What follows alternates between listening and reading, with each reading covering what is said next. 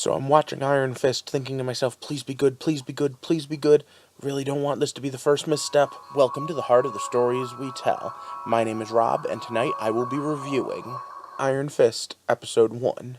And let me just start off by saying, I've had mixed reviews of the last three. I've really loved the second season of Daredevil and the first season of Luke Cage.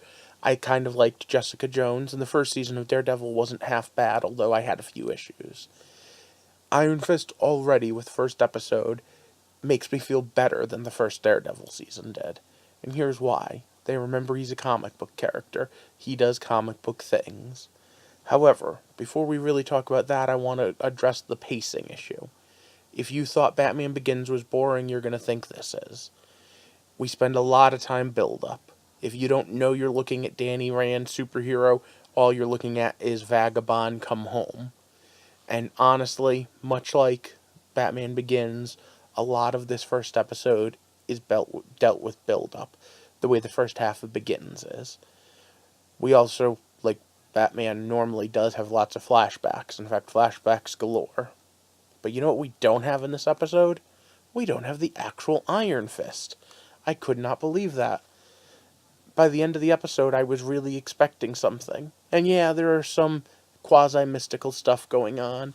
And yeah, we have a really kick-ass member of the team that we haven't quite teamed up with yet. And we have Danny Rand himself. But at no point has he actually channeled the Iron Fist. In fact, most things have only been lip service. Kung Lao, the idea of the dragons, the mystical cities, all of these really deep things.